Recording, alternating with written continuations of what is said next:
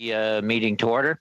Welcome to meeting number 51, panel 1 of the House of Commons Standing Committee on Finance. Point of order, We are meeting on the government spending, We Charity and Canada Student Service Grant. Today's meeting is taking place by video conference, and proceedings will be made available on the House of Commons website. Mr. Poilievre, I believe you have a point of order. Yes, 1 hour will be insufficient time for the witnesses. So I don't want to waste any of that hour debating the amount of time. Just to give you notice that Conservatives will be moving to invite these witnesses back for an additional 3 hours after this hearing is over, unless, of course, this meeting can be extended. Thank you very much. Okay. We'll say it's a point of information just to. I knew there'd be a little bit of controversy around the 1 hour because we had talked previously. We did initially invite the witnesses for 1 hour. They agreed to come as of Tuesday. A schedule of the committee went out, I believe it was last Friday, which indicated there'd be a 1 hour with these witnesses. The clerk did talk to them this morning to see if it was possible for 2 hours, but they have 1 hour available. And so that's what we will stick with. Maybe we'll get all the answers in half an hour. You never know. In any event, with that, I do know, especially people in the private sector, they've got businesses to run too. So their time is very valuable as well. So with that, we will start with the witnesses. I want to welcome the witnesses here and thank them for coming. We have from We Charity, Mr. Al-Wahidi and Miss Al-Wahidi, sorry, who is Executive Director, and Mr. Baker, who is Chief Operations Officer. And as an individual, we have Miss Marquis, former staff member, Government and Stakeholder Relations, We Charity. So I'm not sure who's leading off with a few remarks. The floor is yours. Go ahead. Thank you, Mr. Chair, and thank you for the committee. Good afternoon. My name is Dalal Al-Wahidi, and I serve as the Executive Director for We Charity. I've spent 18 years in various roles at We Charity, and I work alongside an exceptional team. I'm proud of the impact we make helping young people at home by engaging them in service, and around the world, helping children and families lift themselves out of extreme poverty. Our work is so important to me. I'm a Palestinian Canadian and a refugee by birth. Growing up, I was affected by war twice. First, my family was in Kuwait during the 1990 Gulf War, and second, while living in the Gaza Strip. As a child and a teenager, I experienced firsthand the terrible impact of war, political instability, violence, and systematic racism on children because of my identity, nationality, and religion. But I held on to a faint of hope that my education would unlock doors for my future. These experiences of political and cultural divisiveness have come to define my life and my professional career at We Charity, from advocating for young people, advancing education, working on diversity and inclusion, and championing the rights of girls and women. In 1998, I arrived in Canada on my own to study international development on a full scholarship at Trent University. But after graduation, I was proud to join a Canadian-founded non-for-profit, then called Free the Children, and now known as We Charity. I've been lucky to build an entrepreneurial career with We Charity, progressing from a youth coordinator to a program builder, overseeing our international development programs, leading We Day, and now as its executive director. Mine is only one of the many stories of people who have helped build this organization. Staff, volunteers, and youth have worked for 25 years to build We Charity into what it is today. I was directly involved in shaping and growing alongside passionate and dedicated team members the We Days across Canada. It was our dream to make it cool for kids to care and to contribute. And We Day was a celebration of their service to their communities. Imagine the young person who volunteers for the first time in their life, who cares about poverty or homelessness or racial injustice, who takes a stand on an issue, raises their voice for a cause or organizes a campaign, and then gets to celebrate with other youth who want to change the world too. Through We Day, more than 1 million Canadians have been inspired to give back and volunteer for the first time. We have worked with 7,000 schools, and students have volunteered 70 million hours for more than 3,000 causes, creating compassionate people who know they can make a difference. Studies have shown that our alumni are more likely to donate, volunteer, and to look for careers in the social sector. In addition to our work, local work, we also do international development, which makes us different. Through our development projects, we have built 1,500 schools and classrooms, where more than 200,000 children have been educated, and 30,000 women have been supported by our alternative income projects. I've had the honor to meet hundreds upon hundreds of children in developing countries who attend schools built by We Charity, many of whom are girls. We Charity is different than most groups, and that can be a source of confusion. As we grew beyond the small charity, it required a better model to sustain itself and its good work. Mitsui Social Enterprise creates jobs overseas, especially for women entrepreneurs, and it hosts volunteers and donors at our global development sites so they can transparently see the impact of our development projects. Since the Mitsui Social Enterprise was founded in 2008, 100% of its profit, every penny, has been annually donated to We Charity or reinvested to grow the social mission. At a time when charitable donations in Canada are at 30-year low, the support of the social enterprise means we do not have to plead for money from an ever-dwelling pool of donors. We Charity is not perfect, especially when pulling apart every choice over the past 25 years. But I hope that Canadians are willing to give us a second look. Because under a different light, outside of the political controversy we find ourselves in, our program should be seen as innovative and entrepreneurial and delivering meaningful impact, benefiting children across Canada and around the world. One of the greatest privileges of my life has been helping to bring service opportunities to young people. So it was with great optimism that I worked alongside a talented team to make the Canada Service Grant a reality. A lot has been lost with its cancellation. This summer, tens of thousands of students, over 65% from visible minority population, lost their service opportunities. I could never have imagined that the combination of COVID-19 and the political fallout of agreeing to partner on the CSSG could be so devastating for We Charity, our staff, and the communities we serve. A lot has happened. This week, we had to release staff in Canada and say goodbye to talented and passionate members who came to we because of their commitment to service. This is incredibly difficult and emotional. We have proactively suspended many of our philanthropic partnerships and school board partnerships in Canada.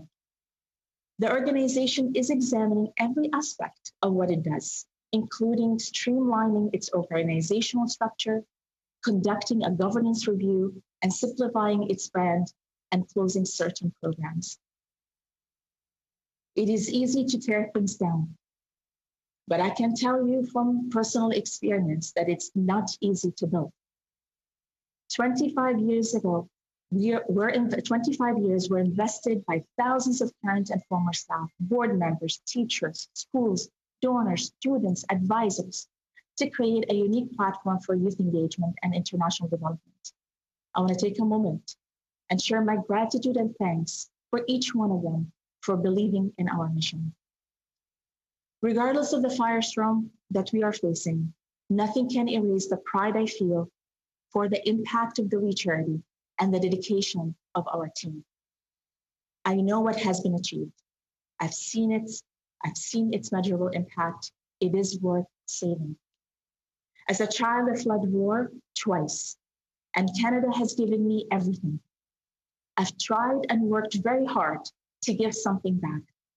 I hope that my two daughters, Zaina and Leila, first-generation Canadians, will one day participate in service programs, give back to this country, and be celebrated for their service. I want to do my part to always ensure that Canada continues to be a good country with good people who have good hearts. Thank you, Miigwech, merci, shukran. Okay, thank you. I don't believe you have any opening statements. Do you, Ms. Marquis, or do you?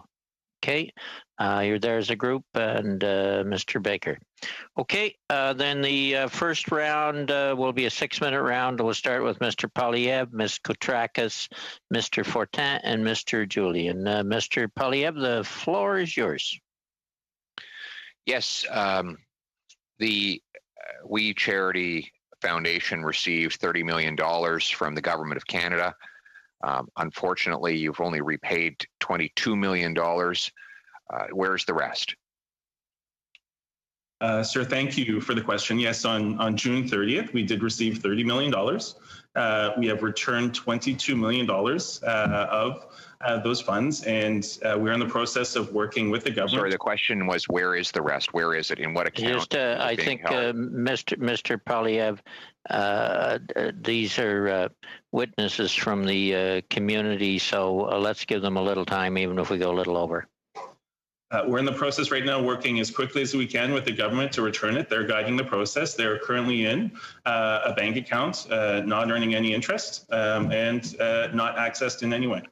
Was the money originally transferred to the We Charity or the We Charity Foundation? The agreement was with the We Charity Foundation, and as a result, the transfer was to the We Charity Foundation. And did it remain there, or did any of it get transferred over to the We Charity? Since receiving the money on June 30th, it has not been touched. Thank you. Next question is for Ms. Marquez. You do government relations work for We. Since March 1st, have you been in contact with anyone in the Prime Minister's office? No, I have not. Anyone in the office of Minister Morneau? May you repeat again the date? March 1st. Yes, I have. Who? I have been in contact with staffers at Minister Morneau's office. Names? Amit Singh, political staffer, as well as she's been a witness, Michelle Kuchavivic. I think that's her last name. Yeah, she's a public servant. And correct. So again, just to make sure, on the Prime Minister's office, did you communicate with anybody in the Prime Minister's office since March 1st? Since March 1st, I was only in communication with two people at the Prime Minister's office. Allow me to make sure that I'm very clear. It was on May 5th with a staffer, a director of policy. His name is Rick Tice.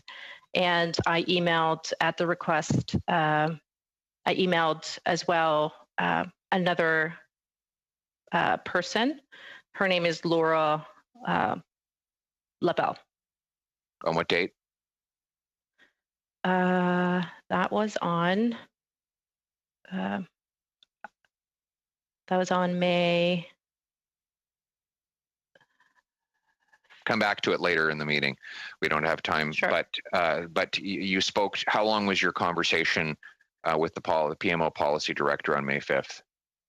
It was very brief. It was a very high-level conversation of about half an hour, and it was a debrief of the current state of the proposal that had already been in the works with ESDC, and we provided context as to the latest development on the proposal. Did you get any assurance that We Charity could begin implementing the proposal on May 5th? Not at all. So then how did we think it was authorized to start implementing a government program if no one in the government had authorized you to do so on the 5th? So that's a question that I cannot respond to. I was not involved in the contribution agreement negotiation process. Okay, but there was no contribution agreement for another month and a half. So somebody told you over at We that you could go and start spending money, hiring people, implementing the program. Who told you that? Again, I was not involved in those conversations. It would have been the executives at We Charity who would have had it. Wahidi, who told you? I have no idea. Ms. Wahidi, who told you you could start implementing the program? Just the name, please. Thank you for your question. We have worked with a few individuals within ESCC on the contribution agreement. No, that's not my question. Sorry, it's just your way. Sorry, I do have to cut you off. I'm not asking about the contribution agreement. Point of order. Point of order, Mr. Chair. Okay, point of order? What's your point of order? We are limited in time because the witnesses are planning to skedaddle out the door early. My question is not about the contribution agreement. It would not be concluded for another 6 weeks. My question is about who authorized them to start on the 5th. That's not a point of order. It's a matter of debate. And I don't think it's fair to say that the witnesses are scattling out the door. I'll not take the time away from you. They agreed to be here for an hour, and it's unfair to imply that. Ms. Wahidi, or complete your response, and we'll move on to Mr. Polyev. Thank you, Mr. Chair. We started conversation with ESCC about the contribution agreement and the program design as of May 5th. And during that time, it is not uncommon for contribution agreements negotiation for organization to claim. Okay, we'll go to Mr. Polyev now. So who told you could start implementing the program and spending money on May 5th? We were in negotiation about the program. I know that, but you began implementing the program on May 5th. Somebody ought to have told you that you could do that. Who was it? We had conversation with various members of ESCC whereby we had to implement the program design. It was supposed to implement in such a short period of time. Yeah, I'm just looking at the name, just the person. Who told you? We had different conversations with different people that were part of the process for negotiation of the contract. Yeah, so there's obviously last couple here. When you come back for your next testimony, you'll have to answer this question. You would not, as an organization, have begun spending large sums of money on this program if someone in the government had not told you before May 5th that you could start doing so on that date. So I'm asking you again, this will be the 4th time, somebody would have to have told you who was it. Okay, Ms. Wahidi, final answer this round. Nobody has told us we can spend money before, and to remind the committee, it is eligible expenditures that you're only allowed to get reimbursed by. I am trying to answer your question with all due respect. If you can give me just the courtesy to answer the question. Nobody has told us from ESCC or any other parties before May 5th that we can spend the money. It is only eligible expenditures as per the process of our contribution agreement. We were asked by the government to work on this project during the COVID-19, such short timelines, and we had to be ready. Okay, we will have to move on to Ms. Koutrakis, followed by Mr. Fortin. Ms. Koutrakis. Merci, Monsieur le Président. Thank you very much, Chair. My question is for Ms. Wahidi. There have been opposition insinuations and reports in the media according to which we was not able to offer services in both official languages in Quebec. I believe that you have an office in Montreal and you have worked with many schools in that province. Can you say a bit more about that to us? Charity is a national organization. You're correct. We do have an office and staff in Montreal, and we have worked in over 400 schools across the province in Quebec. We have also worked in various provinces that with high-speaking French community. We have implemented 11 WE days, and we engage over hundreds, thousands of students as part of this process. And we have bilingual activities, and we do partnerships. We have formulated partnerships with school boards and with other local organizations to help us in the process. There also appears to be misleading statements in the media, primarily perpetuated by the opposition, and maybe you can clear the record for us. What was National's role, and how and why was National chosen? Thank you for your question. National PR was hired to assist us in the process to reach out to Francophone and Quebec organizations, especially in the area of engagement of non-for-profit. We were really excited about the opportunity that CSSG will help us to support communities in Quebec and Francophone areas, and that was the role that they were hired for. Also, part of your role involves overseeing organizational governance at We Charity. How involved were you with the decision-making process with regards to the CSSG program? And were you aware of all the decisions that were being made? As the executive director for the organization, part of my role is to manage a team, hundreds of team members, to operationalize the program. So I would say the majority of my role was with regards how to bring this program to life in such a short period of time from an operation level. And how often did you work directly or indirectly with Ms. Marquez? Were you aware that there were no registrations by Ms. Marquez or anyone representing We Charity in the federal lobbying registry? Thank you for your question. I would like to share that we have registered as lobbyists, but I also want to provide context, which I think is really important. For the past years, our engagement with the government was about 1 to 3% overall of our overall budget and engagement. At the time, we thought it was minimal.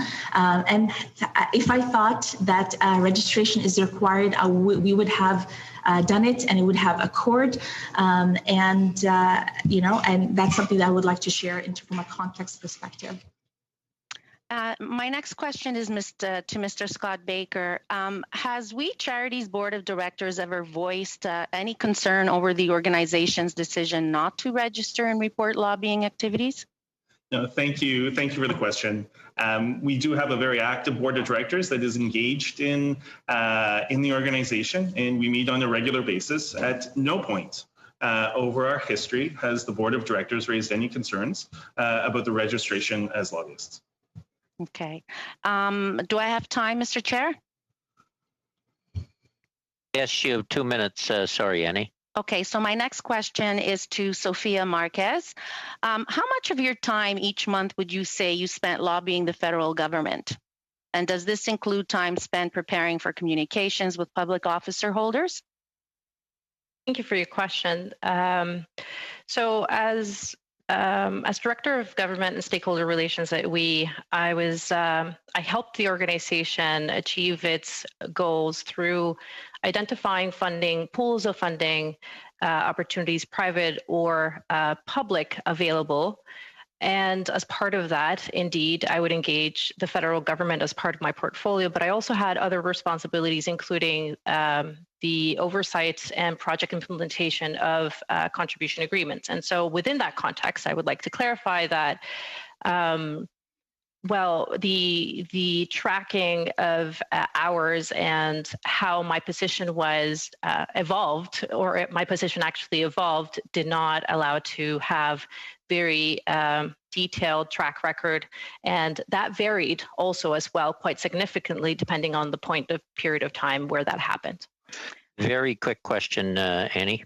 Okay, my final question. Ms. Marquez, why did you leave We Charity in July?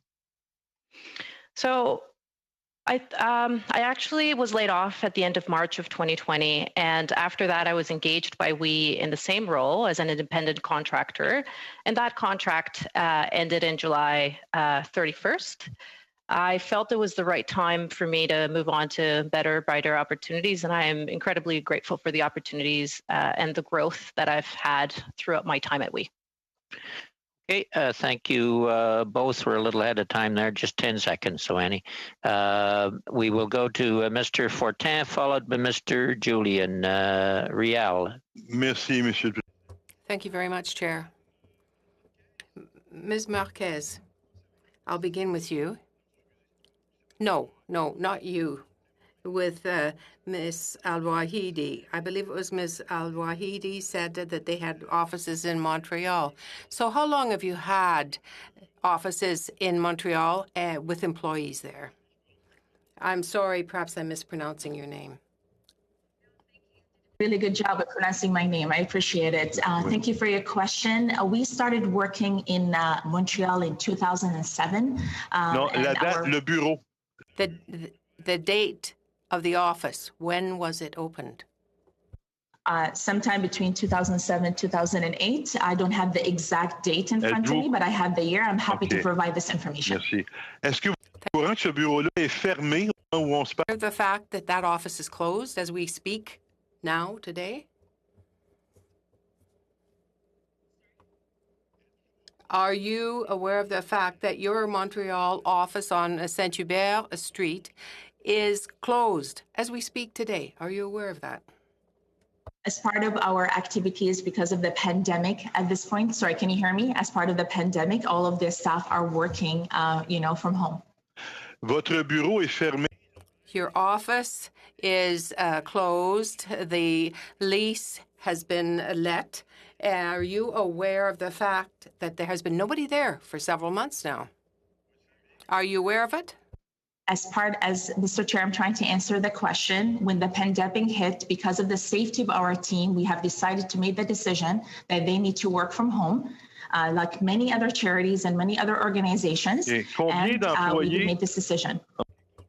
How many employees for We Charity Foundation are there in Montreal? Thank you for the question. The We Charity Foundation does not have any employees either anywhere in Canada. Merci. Thank you. And how many We Charity employees are there in Montreal?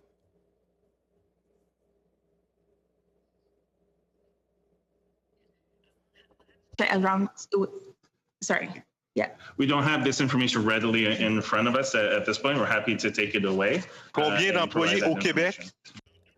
In all of Quebec, how many employees do you have that for We Charity or any other type of corporate entity that is related to We Charity in all of Quebec? Thanks. What I can share is throughout our history as an organization, we've often had 12 to 15 and sometimes more. As a result of the pandemic, we have had to realize a staff decrease, which did include both our offices in Vancouver. Mr. Baker. Thank you, Mr. Baker, but we don't have much time. Can you name at least one Quebec employee who works for We Charity? And we have many employees, and we have had the presence and the numbers. This is full-time employees, but we also hire contractors.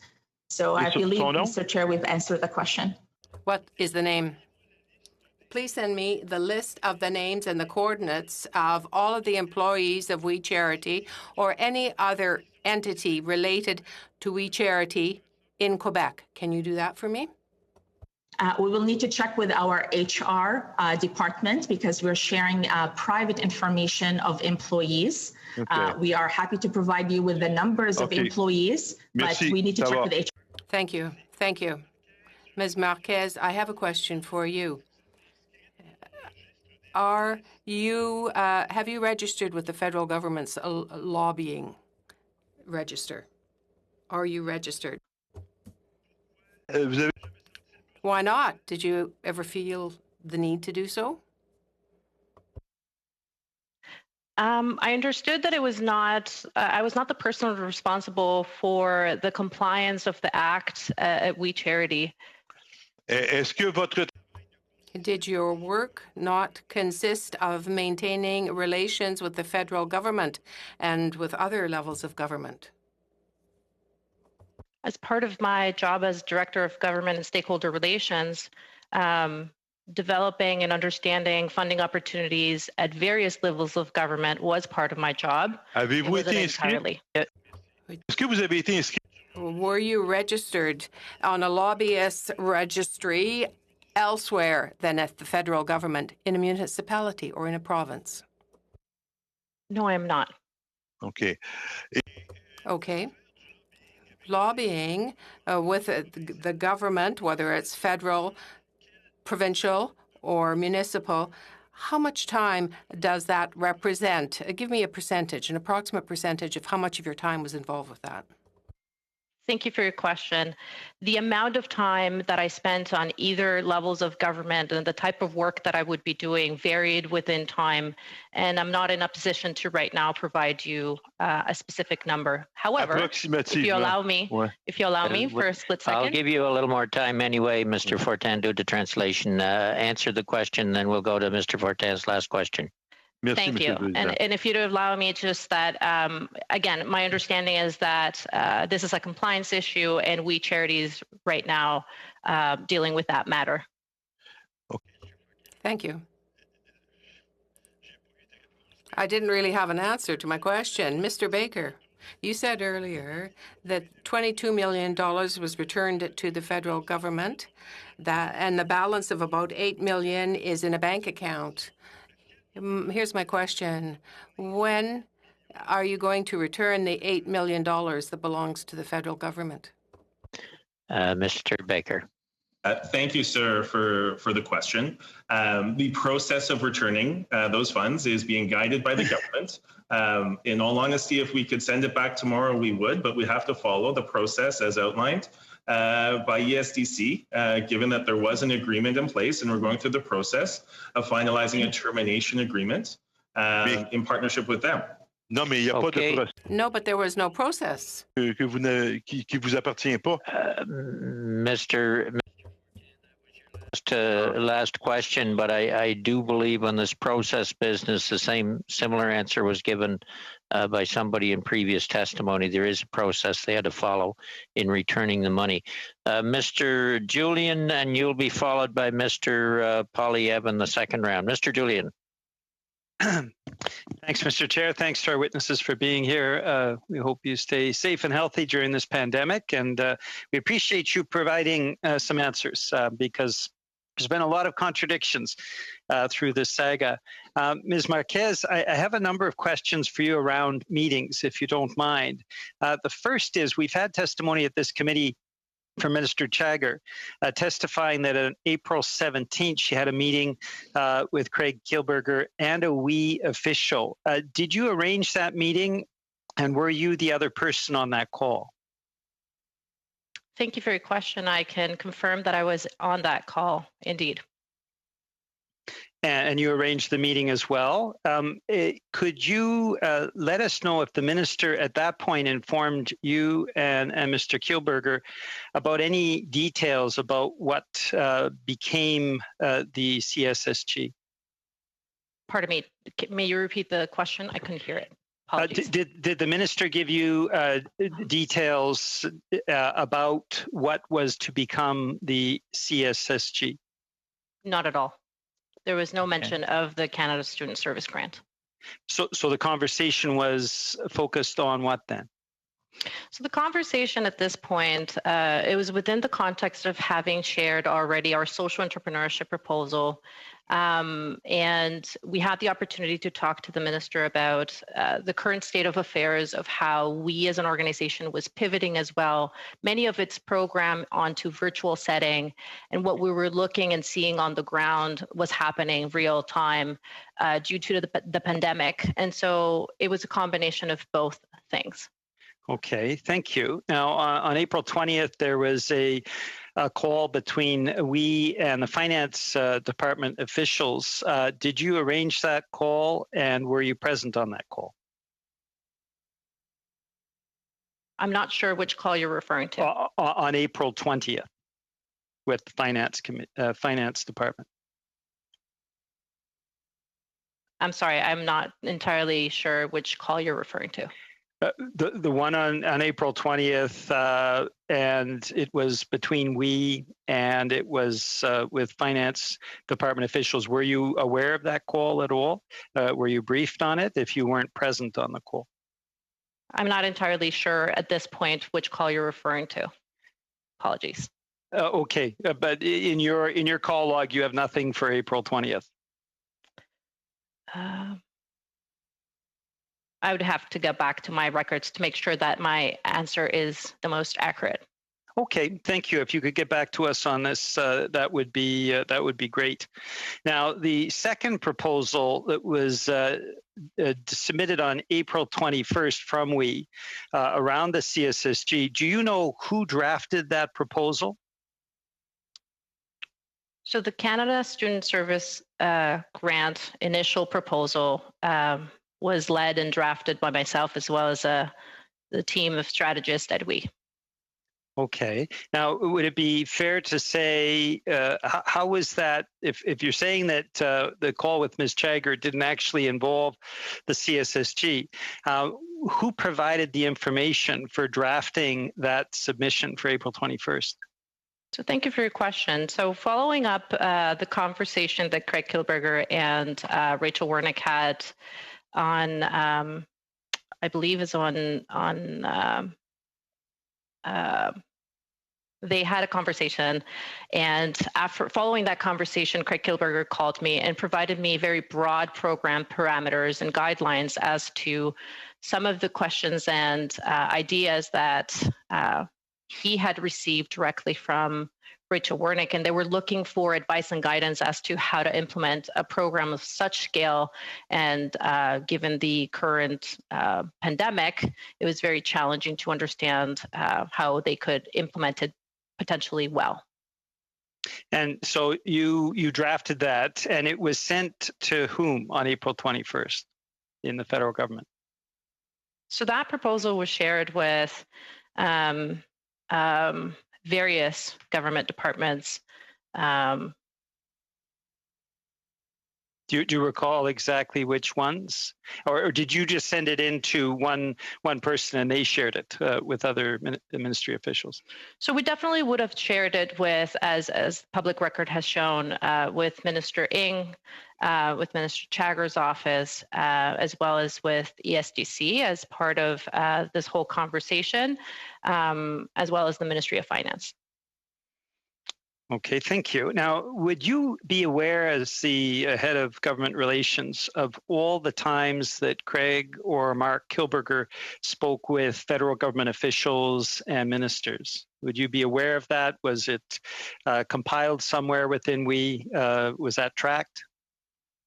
So what I would be aware of is any conversation or meetings that Craig and I would have led at any point of time. If the co-founders or any executives had any additional meetings, I wouldn't necessarily be up abreast with that information, but eventually the way we would work, we would communicate effectively the latest and greatest information that had been, or activities that had been led by WE. We're a little over, Peter, but take another question. Okay, my final question, thank you very much, Ms. Marquet. My final question is for Ms. Al-Wahidi and Mr. Baker. Just to follow up on 2 points you made earlier, who did give you the green light for funding to start the process? You haven't answered that question yet. And when did you register WE in the lobbyist registry? Yeah, so thank you for your question. In terms of the registration for the Lobbying Act, we did that, it was submitted today, and that was done. And again, just want to say, if we had thought that was necessary before, we would have done it and would have occurred. So wanted to share that from a context perspective.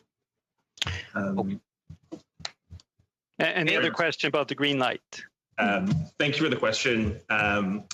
In all honesty, we never felt we had a full green light until you had an agreement signed, but we understood that to deliver a program launched in mid-June would require us to build that program in the month of May and June, and we undertook those efforts. And when the contribution agreement was signed, which is very standard, we did that. Okay. We will have to leave it there and go to Mr. Polyev, who will be followed by Ms. Zerowitz, and we're into 5-minute rounds. Mr. Polyev. What was the total amount that we paid for Ms. Sophie Gregoire Trudeau's accommodations and other expenses in London this year? Oops, your mic's on there, Ms. Walady. Sorry, thank you for your question. It is my understanding that this information will be provided as part of the undertaking by Mark and Craig Kilberger. Did anyone in your organization have communication with Miss Sophie Gregoire Trudeau after March the 15th? No, we have not. No one. There were, not to the best of my knowledge, no one has had communication. With Nancy McCain? To the best of my knowledge, based on my knowledge, I don't know. Ms. Marquez, are you aware of any communications with those persons from your from the WE organization? To the best of my knowledge, I do not know of any communication directly with Sophie Gregoire Trudeau. Nancy McCain? And with regards to Nancy McCain, either, no. Okay. Next, on your Ms. Marquez, you had a call with PMO Policy Director Rick Thies on March 5th, which coincidentally was the same day that we began implementing the program. When you indicated that the WE was going to begin implementing the program on that day, did he tell you that it was inappropriate because it had not yet been approved by Cabinet? Thank you for your question. Truthfully, I wasn't aware at the time that the contribution agreement or the contract was starting to be implemented at that time. And at no point of time did we ever have a conversation about the implementation of the project. It was solely based on understanding the current state of affairs of the proposal as it was at that time. But as just briefing them on that. Right, at that time, you were implementing the proposal as an organization at that time, on that day, in fact, and you spoke for 30 minutes with the PMO and nothing came up about that implementation? Again, allow me to clarify and specifically address your question. I was not aware of the contract being implemented at that time, and the conversation was not around the implementation of such a project. Okay, so this is a $500 million, this would become a $500 million contribution agreement. Your organization is implementing it on that day. And you're talking with the Prime Minister's office, the office of the head of government. And nothing came up in that call about the fact that your organization was beginning to implement it that day? So from what I recall from that conversation, again, we walked him through the latest proposal developments and all the details behind what would have become the Canada Student Service Grant. But there were no specific conversations about starting the project. I know that if within the context of the pandemic, honestly, in every single conversation, there was this urge to try to get this program moving forward and up and ready as soon as possible. Now, that was it. So you didn't mention to him, and he didn't mention to you that you guys were beginning to implement the program at that time. Okay. Did Mr. Baker, did you conclude an agreement with National Public Affairs as an organization? It is, to the best of my knowledge, we have concluded the work because of the. No. I mean, was there ever a deal signed or put in place between we and National Public Affairs? I will have to get back to you on this one because my role with the national PR. Mr. Baker, thank you. Do you know? Thank you for the question. I don't know if there was an agreement signed. I do know that National PR was one of the vendors many vendors that we were looking to engage to be able to scale the program across the country. So you had not finalized anything with them? I was not part of the conversation with National, so I can't comment on that. Down to 30 seconds there, Pierre. We'll need you to follow up with that information. Who is the highest paid speaker that you engaged as we between 2015 and 2019? We, as shared in the testimonies by the co-founders before, and as we pay for a speaker. Just the highest paid person. Mr. Chair, I'm trying hard to answer the question. If you can give me the courtesy of just answering the question, please. Go ahead, answer. Thank you. So we pay for auxiliary events and for some of these speakers. And it is my understanding that some of these, we need to look through our files, and I'm not going to be able to provide you any at this point because there is privacy with these contracts. Very quick question, Mr. Paliev. Was Margaret Trudeau paid for in any way, shape, or form in relation to the 2017 Canada 150 celebration, or for any ancillary event approximately around the same date? That wasn't exactly a short one, but go ahead, yes or no? Ms. Al-Wahidi. Yes, I am going to answer you. No, she was not. Okay, thank you all. Ms. Sirowitz, you're next. Thank you so much, Mr. Chair. And I want to say huge thanks to all three of you for presenting today.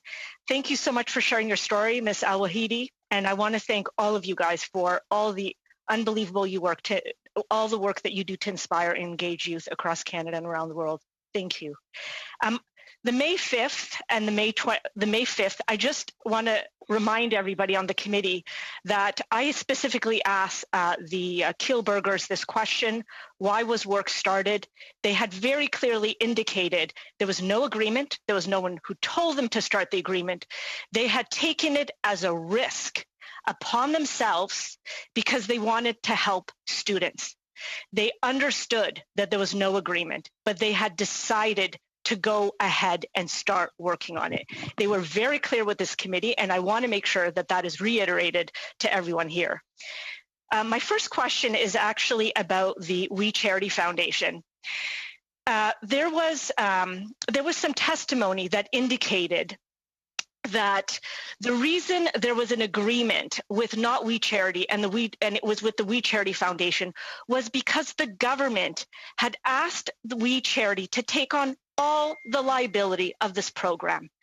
And it was the lawyers of We Charity who said, in order for We Charity to be able to do that, they recommended that the agreement be signed with We Charity Foundation. And my understanding is that this is a very typical thing that is done to cover liabilities within both the public and private industry. Can you please comment? Is that what your understanding is as well? Yeah, this is correct. In terms of, we were asked by the government to take the liability of up to 40,000 volunteers during a pandemic, and in consultation with experts in the area, including our board of directors. We had discussions with our board of directors that we in terms of the liability that the organization will take, and it was also their recommendation and their approval that the contract to be with We Charity Foundation. Thank you. Julie, just to interrupt for a sec, the next two people on the question list will be Mr. Paliev again, and we'll wrap up with Mr. McLeod. Sorry, go ahead. Thank you. My next question is actually about the board of directors. So we did hear that there was a changeover, a significant one. I believe it was in March. And so my first question to you about the board of directors, to what extent did that impact your operations and or your ability to deliver on the CSSG program? Thank you for your question. And there was no negative implication, because we've always had competent, dedicated board members that govern the organization. So a third of our board continued their service within the organization. We have 8 individuals who are from variety of background, from accounting to legal to education. So they had there was no impact, and their governance was really important in the process, and to the extent about the conversation about We Charity Foundation. So just wanted to share that their oversight continued, and we're very proud of our board of members. And was this mentioned, the sort of changeover in the board, was it mentioned at any point to the bureaucrats as you were negotiating the agreement or as the contribution agreement? Thank you for your question. We answered in a transparent way every question that was asked of us, and we provided information. So did you feel you had to give that information about the change in the board, or did you feel because there was no impact on operations that you didn't answer that, or you didn't offer that information? because there was no impact, we had competent board members, and I'm so thankful for all the board members and their contribution. There was no impact, but we answered all the questions that they've asked us. And also, it's all the information is in our website in terms of our board names and their bios, and it's on the CR, and it's publicly available. Thank you. And then my last question is, we heard from Rachel Warnick from ESDC that the department's recommendation was that a contribution agreement to be signed with We Charity to mobilize We Charity to mobilize other not-for-profit partners as the best available option, given the requirement for speed, scope, scale, and reach to reach a broad diversity of youth. What was the extent of your knowledge as to why the department entered into a contribution agreement with We? Thank you for the question. In terms of the process of determining that it should be a contribution agreement, I would have to refer to the government on that. What I can say is we were proud to be asked, and as a Canadian organization born and raised with experience coast to coast, engaging 7,000 schools, we wanted to be helpful in the middle of a global pandemic to support students, many of whom had participated in our programs, who are struggling to find jobs, to pay rent, to pay tuition. And so we said, yes, we will do this. We're going to have to end it there. Over to Mr. Polyev for 5, and Mr. McLeod will wrap it up. Mr. Polyev. Well, it's an incredible coincidence that that your organization has suddenly registered to lobby all of these months after all of the lobbying happened. We look forward to examining the dozens of meetings that you had, including with high-level political officials close to Justin Trudeau, whom your organizations had paid his family $500,000. Specifically, I want to speak about Laura LaBelle. Ms. Marquez, you said you spoke to or communicated with Ms. Laura LaBelle. Was it an email you sent? Yes, that's correct. It was just a simple email asking for a brief call. I've never met. Did she grant that call? Did she grant that call? No, she didn't. She directed me to Rick Dice, as a matter of fact. Okay, and that's how this 30-minute phone call happened with Rick on the day that you, as we began implementing the program. That's correct. And did you mention the forthcoming or the possibility of a contribution agreement or some sort of contract that we could sign with the government? Sorry, may I clarify? You're saying that if I implied that there was a contract? Did that come up in the conversation at all? No, we just discussed the current proposal as it was. There was no conversations about contract itself. What about start date? Did that ever come up? So the start date was something that was continuously being pushed. The government was trying to get it up and running as soon as possible. And on the We side, we were doing our best to also gear up towards whatever timeline was necessary from government. There was no exact start date, to my understanding of anything. But you did discuss the issue of a start date with the policy director. No, we did not discuss any start date per se. You just you said you were discussing the need to get it up and running fast, and your organization was launching the same day.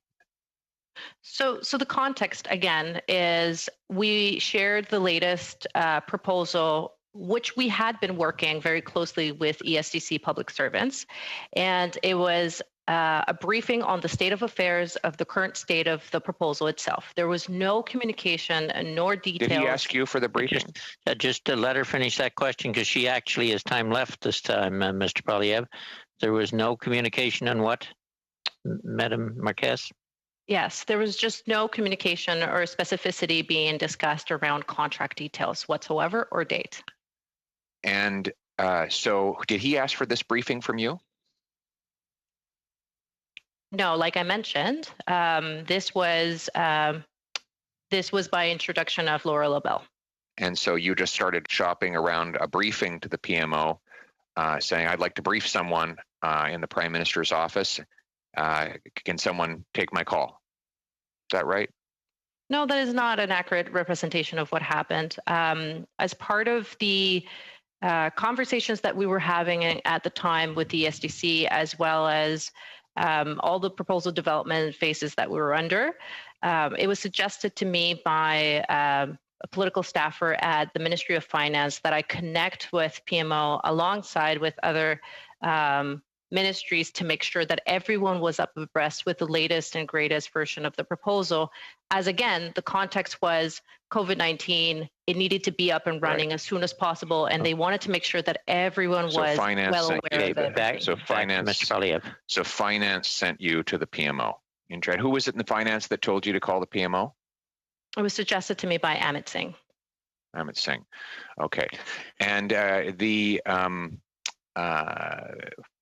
much time do I have, Chair? You've got about 40 seconds.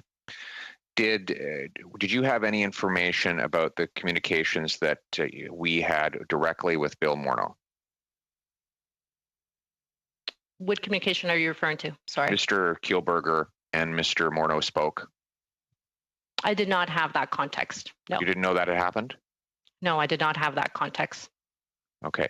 And finally, back to Mr. Baker, can you tell me why the contribution agreement was backdated specifically to May 5th? I'm not interested in knowing why it was backdated generally. I know how that works. But why was that specific date, May 5th, picked for the backdating? Why May 5th? I'm just going to jump in here, if I may. Thank you for your question. Go ahead. During this week, there were multiple conversations about program design. And we have taken, as an organization, taken the risk to start working on this because the scope of the project kept on changing. Why May 5th? Yeah, no, you're done, Pierre. We're going to have an answer to the question because you're well over time, and then Mr. McLeod will wrap it up, and I hope the guests will stay for 3 more minutes over time. Ms. Al-Wahidi. Yes, I answer the question. Point of order, Mr. Chair. What's your point of order? The question was why May 5th? I'm just wondering if you can ask the witness to answer that question. Why that date? It's not a point of order, but if you could further expand on why May 5th, or go ahead. Mr. Chair, thank you, Yep. Mr. Chair. It's the same answer. We have started during that week to work on the program design, the operation, what would that look like? Scope kept on changing. Timelines were aggressive. That week, we started mobilizing to work, and we took as an organization the risk because we wanted to help students and we believed in the essence of the program. Okay, thank you. Thank you all. Mr. McLeod, you'll wrap it up for our witnesses. We will go about 4 minutes over your hour. Mr. McLeod. Thank you, Mr. Chairman, and thank you to the witnesses. I appreciate all the responses to the questions that have been provided. A lot of the questions are starting to become repetitive. Of course, my concern continues to be that this program that was created to deliver $900 million to support students, and now the future of those funds are unclear now that the program has not been implemented, and it's a huge loss of opportunity for the youth across our country.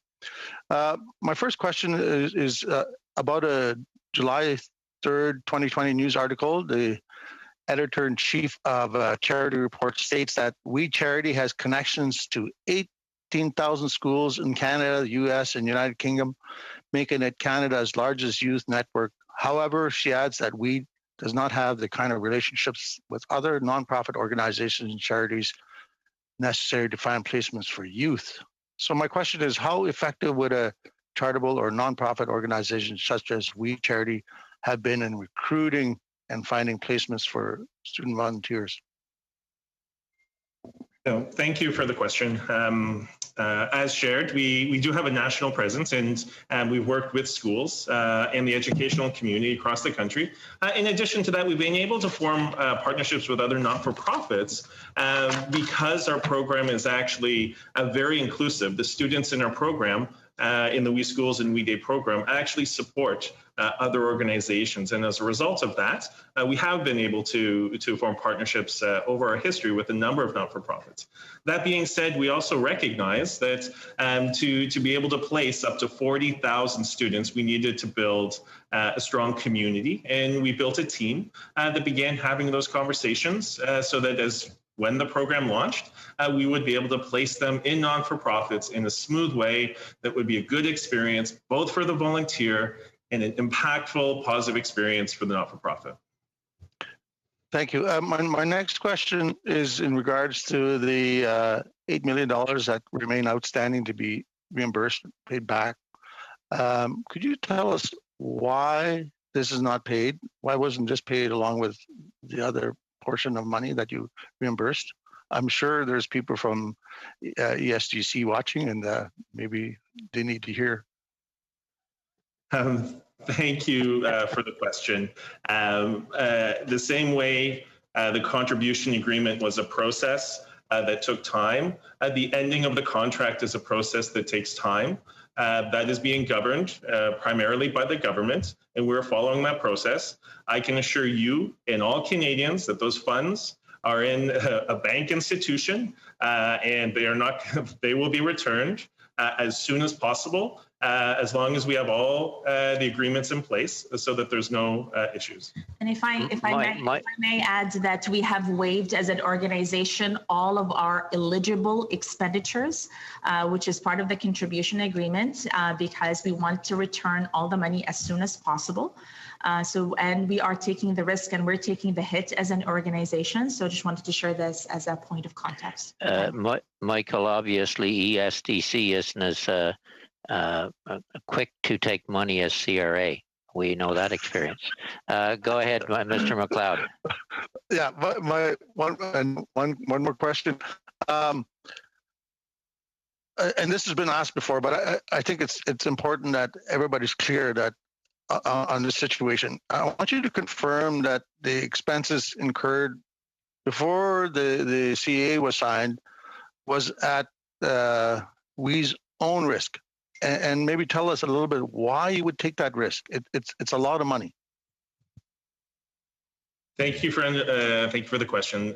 You are correct. We had an intentional conversation, understood that there would be some risk in the process. The truth is we believed deeply in the program, and we wanted to play a role in a very difficult time for Canadians.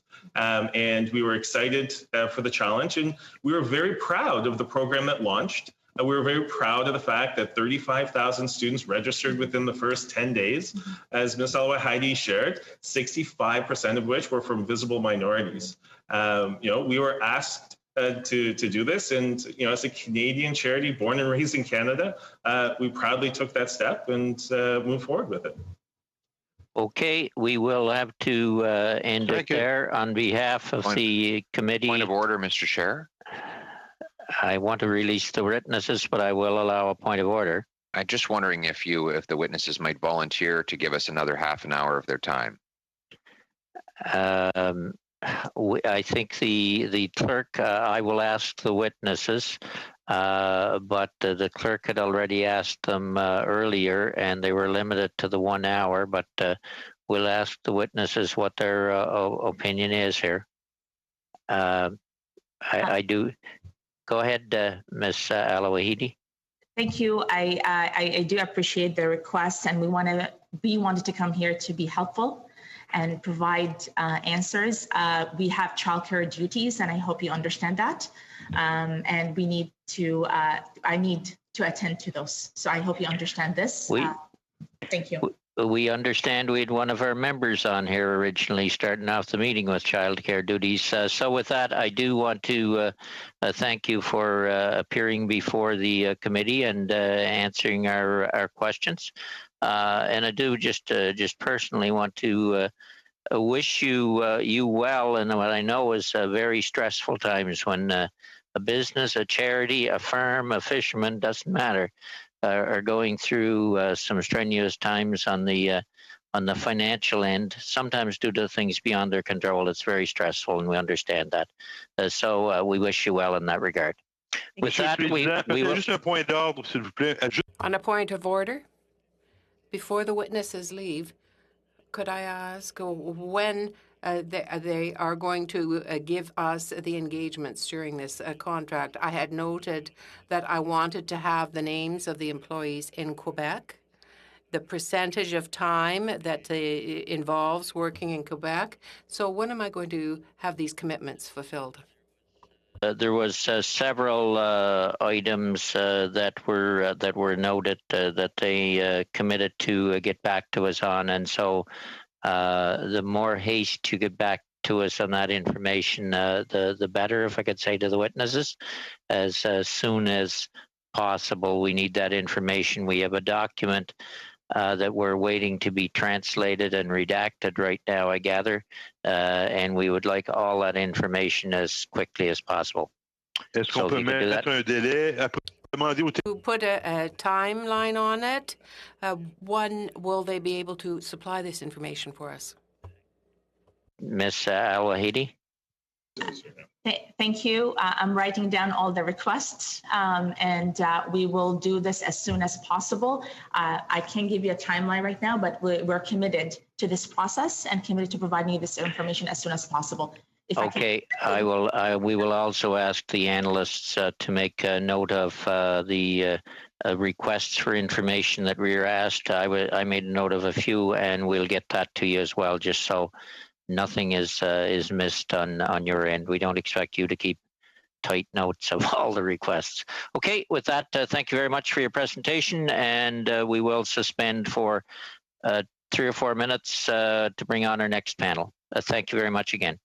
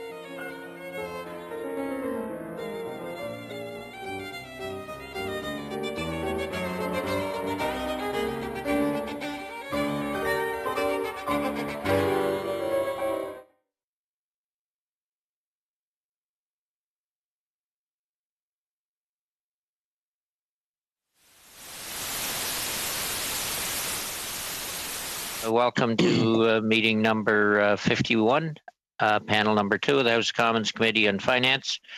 We're meeting on government spending, We Charity, and the Canada Student Service Grant. And with us this afternoon, we have for the next hour, I believe, Mr. Cameron, we have you before as a witness. I believe you have an opening statement, and we will go from there. All right. Go ahead, and sorry, I should introduce you as Chief Executive Officer Katimovic. Yes, welcome. Thank you. Thank you. Thank you, Mr. Chairman and honourable members.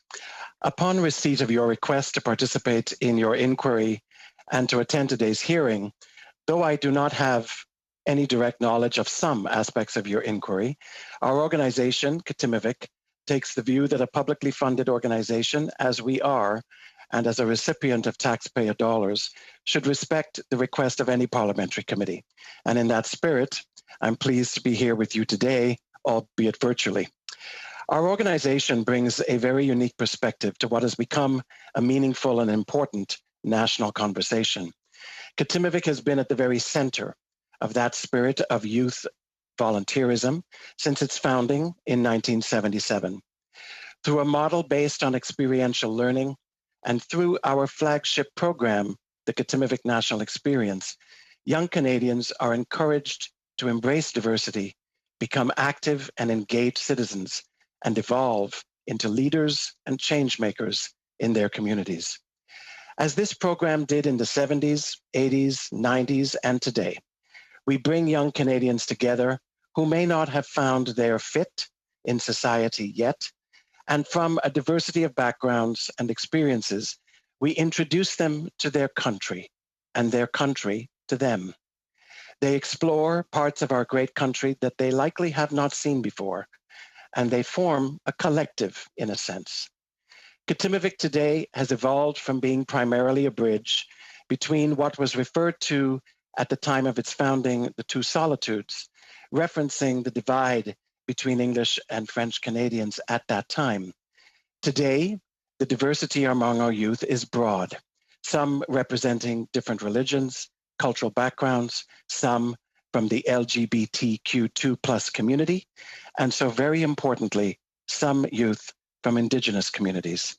They live together, learn together, play together, serve together, and they bond together.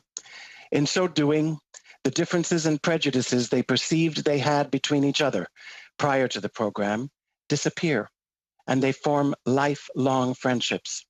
They become advocates for truth and reconciliation with Indigenous communities.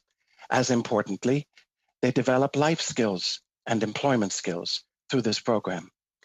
We place these phenomenal youth in communities where they volunteer with nonprofits and charitable community organizations, and thereby contribute to building those communities. They learn about and embrace the priorities of the different regions of our country as youth from the East travel to Western communities and vice versa. Through that journey, they very often find themselves and become active and engaged citizens.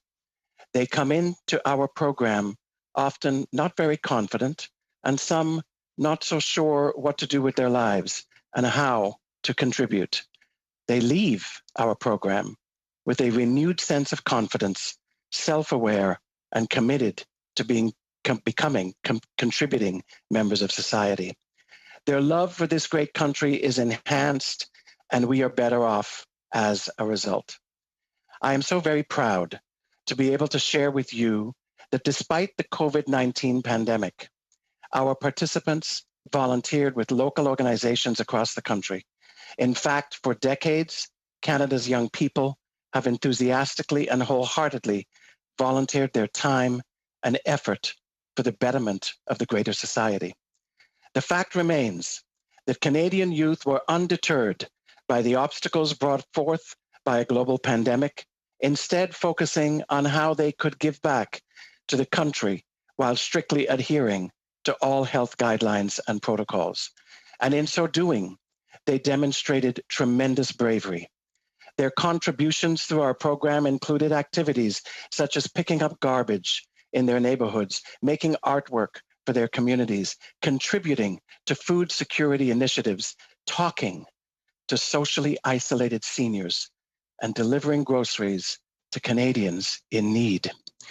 We saw this firsthand, since in just the first 2 months of the pandemic, young Canadians participating in Kitimivic's National Experience Program volunteered nearly 7,000 hours in total. They also inspired hundreds of others to follow their lead and make an impact of their very own.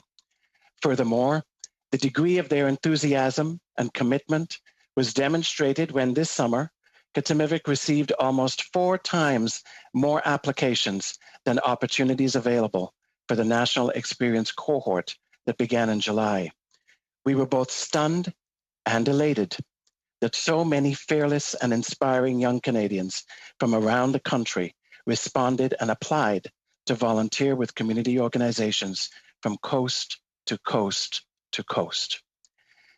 As Canadians face our new realities as a result of COVID-19 and its longer-term implications, we have come to terms with the fact that our world has experienced transformative changes.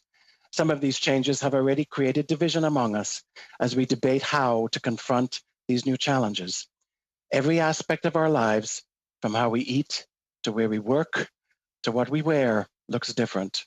While many aspects of our country seem unrecognizable from a few short months ago, and as so many things we took for granted disappear, it is truly inspiring to remember that one constant has prevailed: Canadian youth and their commitment to building a better country. In our opinion, the proposed Canada Student Service Grant Program was and is an innovative way to assist students who were facing the elimination of job opportunities. At the same time, this program sought to leverage the tremendous spirit of volunteerism in support of nonprofits across the country. The opportunity provided by the proposed program to mobilize even more young Canadians to volunteer for many causes some directly affected by COVID-19, and thereby simultaneously contribute to their education, is, in our view, an honorable and valuable goal. So, given our organization's commitment to youth empowerment, it would not surprise you that we were and remain strong supporters of the proposed program. We were therefore delighted to be asked to contribute to the program by doing simply what is in our Kitimivic DNA: connecting Canadian youth with nonprofit and charitable organization placements across our great country. Through this pandemic, Canadian youth have led and will continue to lead the way if we continue to provide them the opportunity to do so. Kitimivic can attest to the fact that they have already demonstrated the capacity, courage, and bravery necessary. Our hope is that Canadians will continue to support, encourage, and empower them. In closing, on behalf of Kitimivic's Board of Directors and our staff team, we thank Canadians for their ongoing support and are grateful for the support provided through their federal governments and all members of Parliament who have supported this important work since our founding in 1977 and up to today. It is an honor to sit before you today, and we appreciate the opportunity to share this information with you. Thank you. Thank you.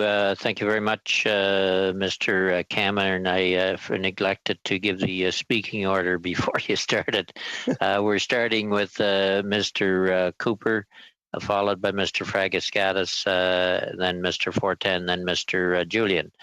So, Mr. Cooper, you're up. Thank you, Mr. Chair, and I will be splitting my time with Mr. Moran, so when 3 minutes comes up, cut me off. All right. Okay. Thank you, Mr. Cameron, for being here. Did I hear you correctly that Kitimivic is involved in or was involved in the administration of the CSSG? We were invited to participate through a partnership arrangement. Could you provide some details of what that arrangement was? It was a fairly detailed agreement, which I'm happy to share with the committee if you'd like.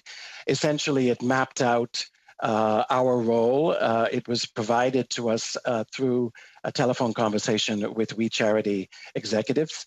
And we were asked to participate in attracting some of our alumni, some of our youth cohorts that we had run and were running, who happened to be students and who might be eligible for the program. So the partnership agreement spelled out, for lack of a better word, the terms of how we would do that and what we needed to provide to We Charity. And so the agreement was entered into. There was a formal agreement that had been entered into. There was a formal agreement that had been presented to us. We asked for a number of amendments, and we were back and forth quite a few times on the amendments. And in fact, by the time we got to the signing day, the program, it was announced that the program would not be forthcoming. And when were you contacted by We, or when was Katimavik? I would say towards the end of May, around the 26th of May. And your agreement had been more or less finalized by when? By the end of June. June. And yes, if you could please undertake to provide the committee with a copy of that agreement, that would be helpful. And could you just elaborate on the scope of activities that Katimavik would be involved in? Yes, essentially, as you know, we link youth volunteers with charitable placements across the country. So when we were invited to participate through this partnership, it was said at the time that because we had access to a number of placements across Canada in nonprofit and charitable organizations, and also had access to youth volunteers, this essentially was the nature of our work. So it was use those opportunities and names. Last question now, Michael. Was Katimavik at any time invited to make a proposal to administer the CSSG? No, we were not. Okay, Mr. Moretz. Thank you, Mr. Chair. Just to follow up on that line of questioning, were you, your organization is part of the Canada Service Corps, correct? That's correct. And did ESDC ever reach out to your organization to discuss what you could do in terms of programming in the COVID context? I recall a phone conversation in which, I don't remember the date exactly, I recall a conversation where ESDC indicated that they were going to be using a third party to launch a program in support of students, and that various organizations within the CSC would be contacted to play a role. But at that time in that call, I wasn't aware or told of what the organization was. I learned that later. Yeah. I have a record of that call. It was on April 15th, I believe. And right. So what did you say that they told you again, that different organizations in CSC would be contacted to assist in providing the CSSG? Is that what you said? In supporting the work of the CSSG and participating in different ways. It only became clear to me when we were contacted by We Charity directly what the plan was, essentially. Yeah, that call, though, being on April 15th would have been 7 days before the Prime Minister announced the CSSG and several weeks before it came to Cabinet. Was the CSSG explicitly mentioned in that call to you by the ESDC?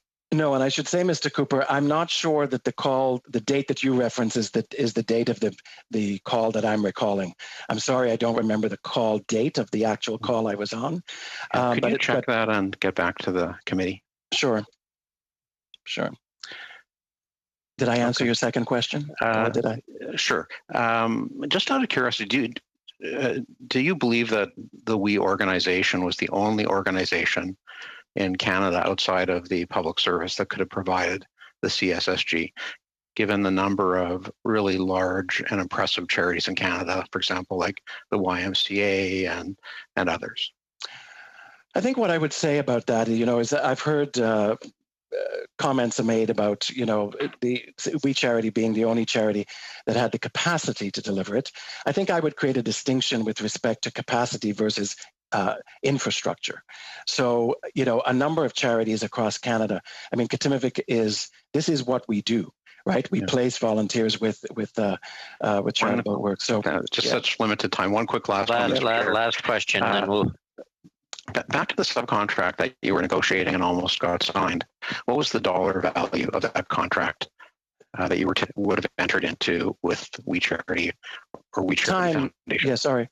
At the time, we were told that it would be $25,000 for the first 100 youth entered into the program through Katimavik, and up to a maximum of $50,000 if we were able to provide another 100. Okay. Okay. Right. Thank you. I believe you're on the list for a little later anyway, Marky. Mr. Fragaskatis, followed by Mr. Fortin. Peter. Thank you, Chair. Thank you, Mr. Cameron, for your testimony. In your experience and in the experience of the organization, certainly running large programs, as you said, I think you put it, this is what we do as an organization. You connect volunteers with opportunities that are available. I want to know about administration costs. In the public domain, there's, because of what's happened with they would have been paid, as you know, a maximum of $43.5 million to build and administer the program. On the face of it, I think the average Canadian hears that and might be a bit, well, they might have some questions about that, about why, programs cost so much to build and administer. Do you have any thoughts on that? It's an expensive activity at times, to safely engineer a program where you're moving young people from community to community, and the cost attached to that through travel, through housing, through, it's expensive, right? It can be expensive. So the program specific costs, I have no comment to make on whether that was an appropriate amount of money. I would have to. I'm not asking you that. No, I wouldn't. That would be unfair to ask you that. I'm asking a general question about administrative costs that are incurred by organizations such as yours to build up programs and oversee them. It's not an inexpensive thing. You're saying that it actually is very costly. Yes, an administrative cost as a percentage of program costs, I think in the sector, we usually run anywhere between 10 to 20%, given the charity, right? Okay. To answer your question. Thank you very much. The Canada Student Service Grant Program, as envisioned, and I agree with you, on paper, it was innovative. There was a great deal of promise and potential here. It does not look like it will go ahead. There is money on the table as a result, up to $500 million. Where, in your view, as someone that whose life's work is focused on youth, do you have any thoughts, any ideas on what government should do with respect to that money? How it could invest it in youth or in other areas? Do you have any perspectives on that?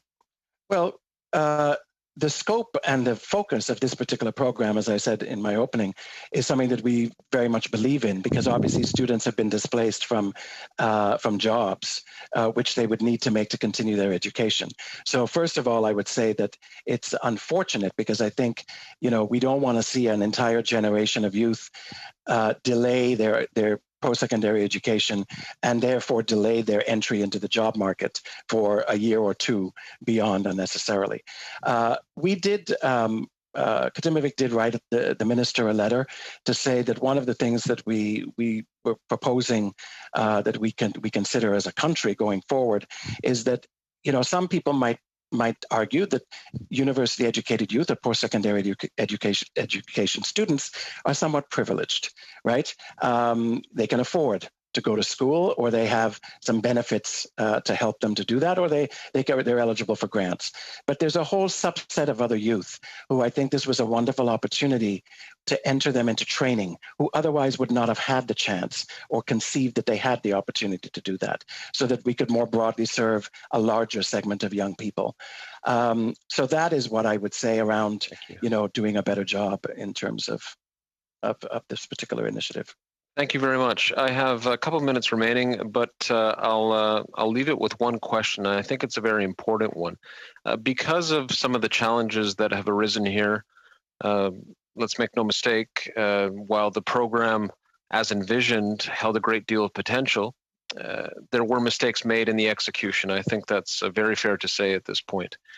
And as a result, Canadian citizens looking at this and thinking about the government's ability to help fund youth service opportunities in the future, well, there could be some hesitation on the part of citizens when it comes to that. Right. Do you have any thoughts on what you would say on the importance of youth service and the need for federal governments, this one and ones in the future, to continue to look to cultivate that and champion it and fund it? Yes, absolutely. What I would say is that the results speak for themselves. As I mentioned in my opening statement, these young people leave programs like ours unaware previously as to how they could contribute and finding ways to do so. They leave these programs with a tremendous sense of renewed confidence, very self-aware of who they are, and committed to the next stage of their journey.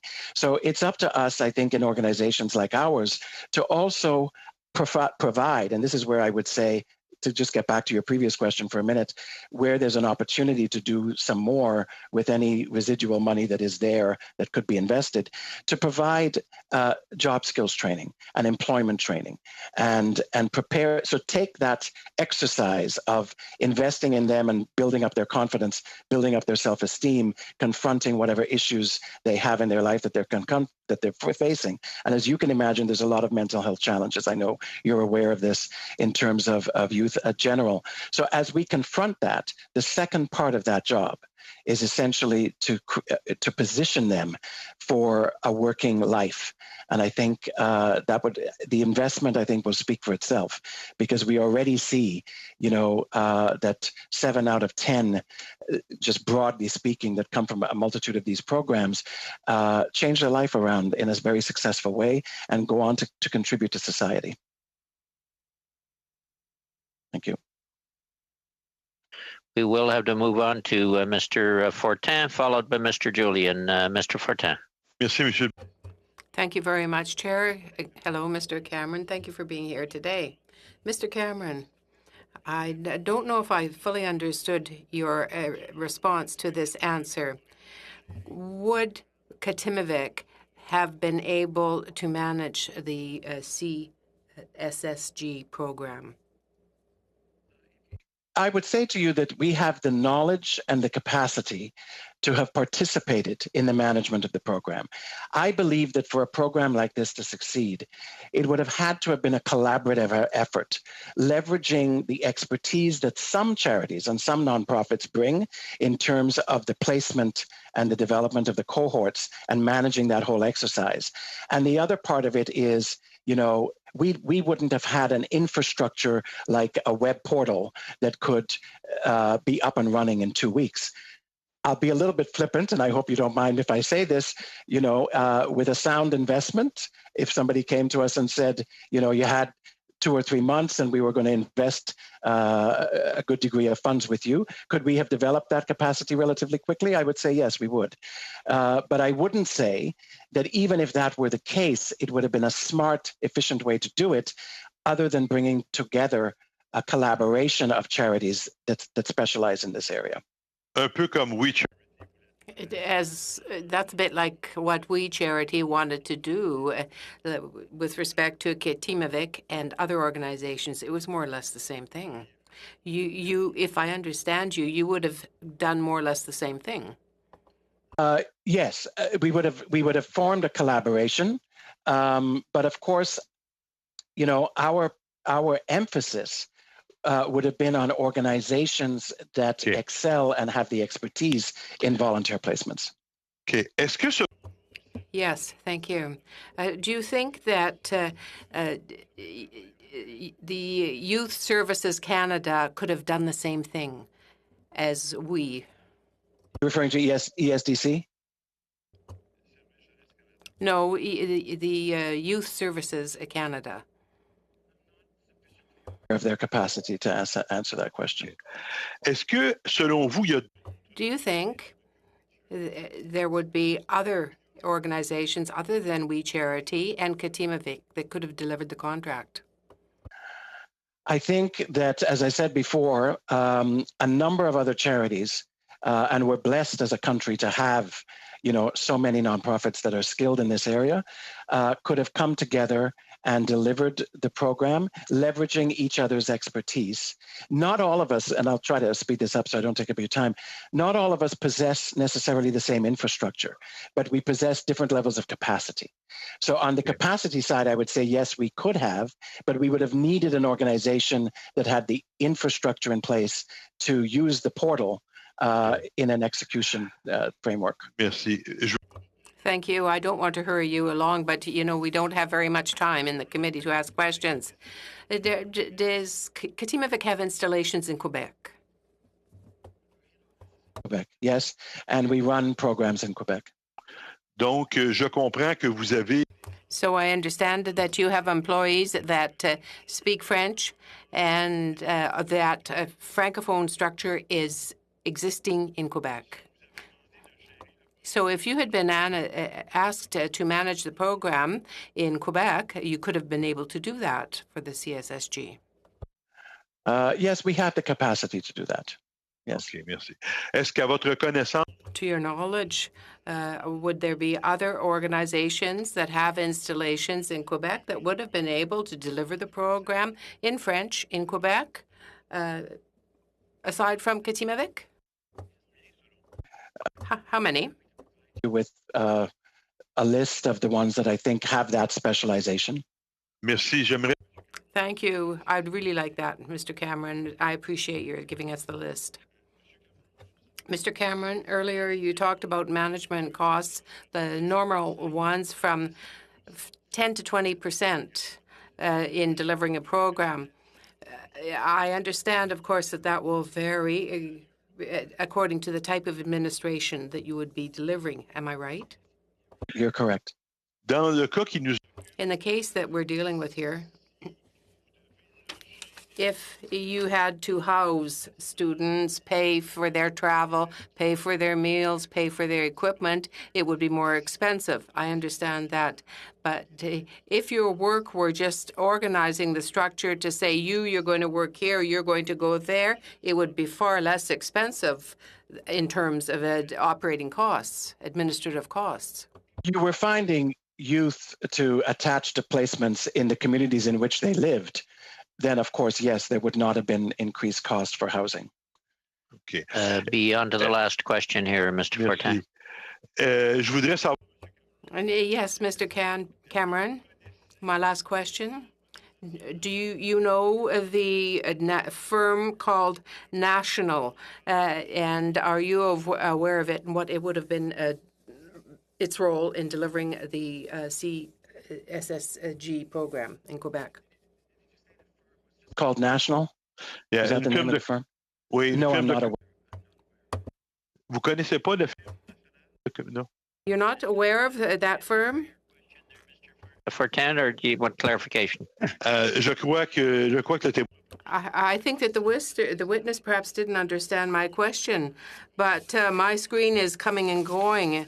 I wonder, the communications firm, National Communications, received a contract from We Charity to deal with the Quebec part, the Francophone part of the program. Was Katimavik ever approached to deliver the Quebec part? Merci, Monsieur Cameron. Thank you. Much Mr. Julie, there you are, Mr. Julian, followed by Mr. Morantz. Mr. Julian. Thanks, Mr. Chair. Thank you, Mr. Cameron, for being here today. And I hope that you and your loved ones are safe and healthy throughout this pandemic.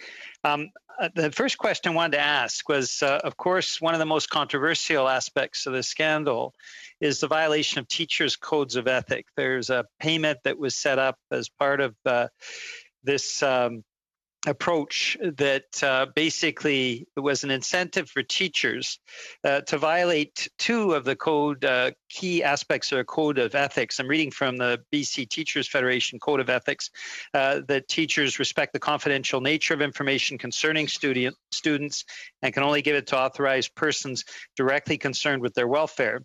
and that teachers refrain from exploiting that relationship for material advantage. Are you confident, given the sub-agreement with WE, that in terms of Katimavik students, that there wasn't a violation of privacy rights or a violation of any ethical codes? In other words, was there a bit of a firewall in the Katimavik contract that was different from the concerns that have been expressed about the general approach of this scheme?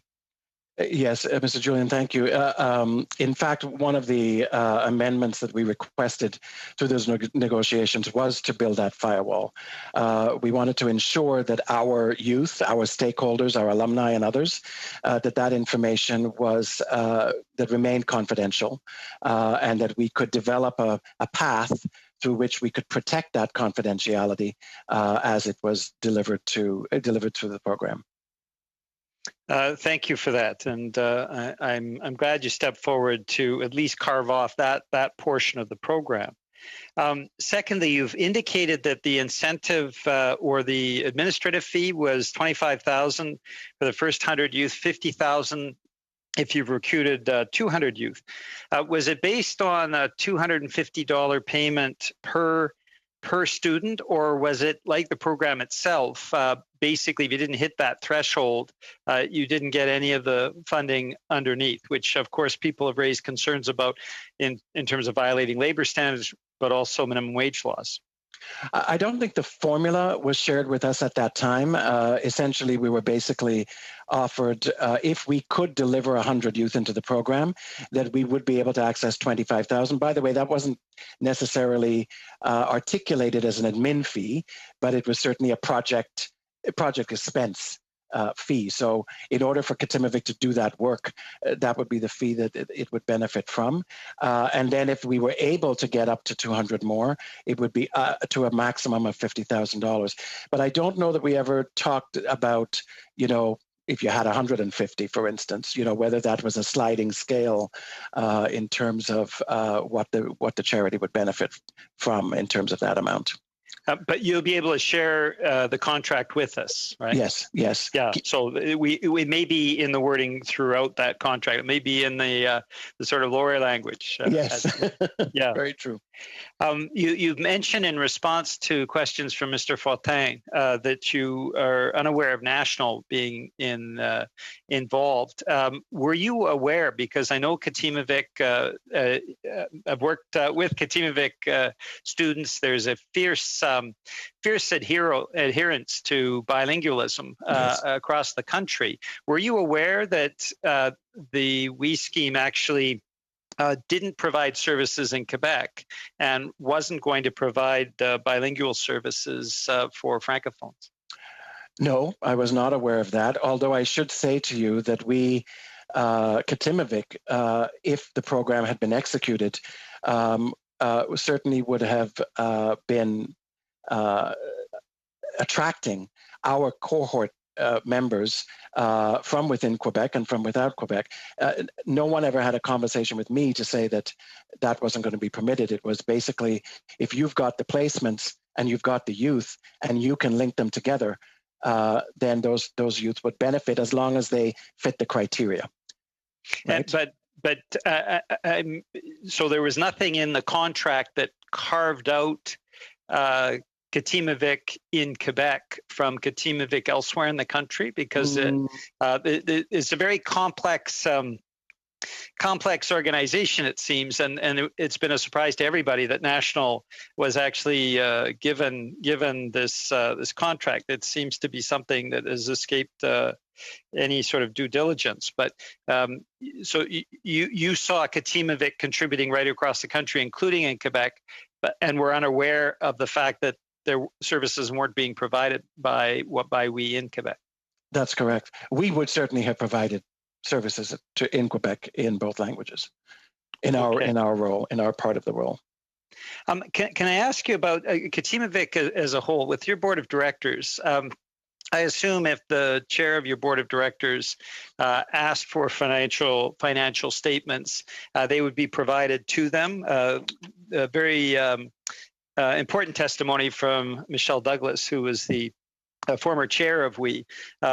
She was basically sidelined and asked to resign after she endeavored for weeks to get copies of the financial statements. I come out of the nonprofit sector myself. Yes. Never heard of a board of the chair of the board of directors being refused financial statements. I assume it's a matter of course that if the board requests financial statements, or they're automatically provided with financial statements at every board meeting. Is that not true? Well, in our case in Katimavik, we provide a report, a financial report at every board meeting, which is monthly, and the board of directors is given a hard copy cash flow statement and budget to actuals report in every quarter, once a quarter. Last question, Peter, because I didn't give you notice. Thank you. Last question. Canada Summer Jobs in my part of the country and right across the country has been underfunded. In fact, the number of positions was reduced because the terms were extended. So we actually have fewer students employed this year in the pandemic than we do normally. Do you believe that an important investment should have been made in Canada Summer Jobs, which have an impact, of course, on Katimavik students, but also on students right across the country? Well, I would say that in my role as a youth advocate for a youth empowerment organization, I don't mean to be flippant, but I would say there's never enough, support to do the work that we want to do. So I would say that as much as it's responsible and affordable for governments, yes, we would welcome that investment. Okay, thank you all. I've Mr. Morant's next to my list, but you look like you're ready to go, Mr. Cumming. Yeah, Mr. Chair, it's actually I'm next on the list here. Okay, Mr. Cumming, followed by Mr. Fraser. Go ahead. And thank you, Mr. Cameron, for appearing today and for the work that you do in this sector, the very important work that you do. I very much appreciate it and appreciate the work of the not-for-profits in Canada, particularly the work that your organization is doing. It sounds very intriguing. Thank you. Couple of things that had you ever worked with WE before this this specific contract came up? No, we had not. Okay. And do you know which WE organization were you going to have the agreement with? Did they share with which one of their groups that you'd be contracted with? We understood it to be WE Charity. WE Charity. Okay, thank you. Yeah. Did when ESDC was calling and they've suggested that they spoke to your organization on April 15th about capacity. Do you recall that conversation that they had with you? Because they've submitted a document that suggests that they were speaking to a variety of groups to see what capacity they would have to deliver a program like this. It may be that I was not on that particular call, so I would like to clear up that date to see, in fact, if I did. I don't believe I participated in that particular call. But to answer your question directly, we didn't have any conversation with the SDC about Katimovik's potential capacity. It wasn't asked of us at any time to determine whether we had the capacity to deliver the program. Okay, thank you for that. Your existing programs, the students are involved. Are they volunteers, or do they receive some form of funding? Or are they strictly volunteering into these programs? They're volunteering. They're volunteering. Yes. So this program would be quite a bit different, providing capital to volunteer, so providing grants to volunteer versus this pure volunteerism, which your organization does a great job with. Mm-hmm. The program, as we understood it, yes, would be different in that, but we were very supportive of it because it did a number of things in a very innovative way. I think it addressed the issue of students, particularly, who would be disadvantaged from continuing their education potentially, and by providing them an income that they would have that they wouldn't otherwise have due to the impact of COVID-19, and it also therefore benefited more and more nonprofits and charities across the country from support and so forth that they would otherwise not have had. So in that sense, we felt it was an innovative approach to supporting our sector, who had been also very hard hit by the impacts of COVID, but also, introduce students to some involvement with nonprofits and community capacity building, and they would be paid something for it. And we didn't see we didn't see a disconnect or anything improper about that. It was the time required, in our view, some innovation like that. So have you ever applied under the Canada Summer Jobs? Has your organization applied under that program? We apply for and bring on board staff, youth okay. Staff, yes, through Canada Summer Jobs. Do you think that could have been expanded to, particularly with the programs that you have, to have more youth involved with it if there was the capacity within the program, dollar-wise? Well, there's always room for expansion, right? There's, we never serve 100% of the youth that we wish to serve, if I could answer it that way.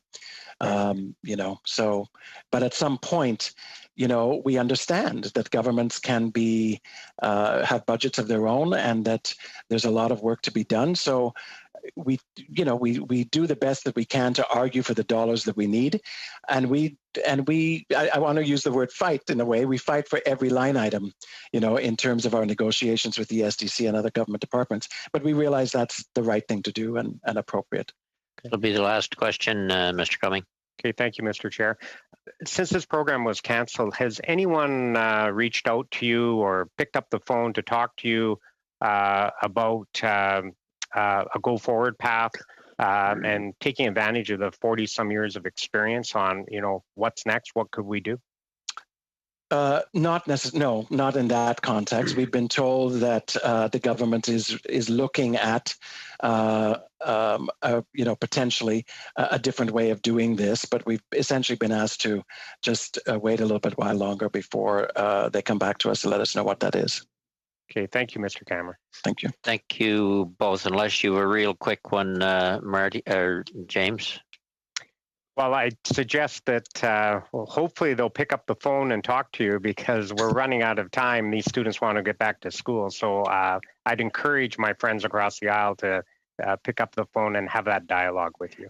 All right. Thank you all. Mr. Fraser, followed by, I don't have anybody on my CPC list next, so somebody send me a note or be prepared to go. Mr. Fraser. Thank you so much, Mr. Chair. Thank you to our witness for being here, and more importantly, thank you for the work that you do. I had the opportunity early in my career to take part, not in Katimavik, but through a program administered by the Canadian Bar Association to work for a human rights organization in South Africa. And I have to say that kind of service opportunity was life-changing, to say the least. Yes. And I know you've had a remarkable impact on the lives of other young people. I see a parallel to the sort of unfortunate circumstances surrounding the Canada Student Service Grant to certain cuts that were made to Katimavik's programming back in 2012. And I do want to give full credit to my colleague, Mr. McLeod, who's on this committee, who repeatedly brings up the well-being and the interest of the students who were hoping to take part in this program.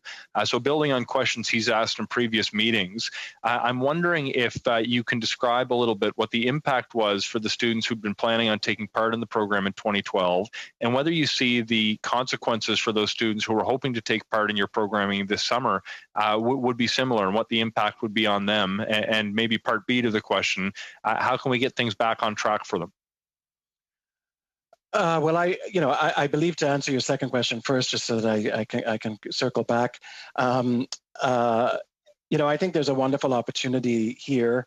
There are a number of charities within the CSC, very stellar organizations and very good nonprofit and charitable organizations as members of the CSC. And I think that's a good source of, it's almost a de facto advisory committee if we're called upon to do that, to help navigate some of the more strategic goals of the previous grant program, and we could participate in that discussion to help sort it out and come up with some ideas on how best to do that. I'm going to ask you to repeat your first question, just because I've forgotten that. Katimavik in 2012 went through a serious budget cuts at the time, and I know that the impact on students who were planning to take part would have been severe. I'm curious if you can describe what position it would have put the students in, and whether students who were hoping to take part this year are facing similar circumstances. Well, as a result of the timeline, we weren't going to actually engage any activity until that renegotiated agreement was signed. So in our case, in Katimovik's case, we hadn't actually, though we had restructured the staffing to be able to support the program, we hadn't executed yet on bringing young people into it. We just felt that wasn't appropriate until we crossed the T's and dotted the I's on the final agreement.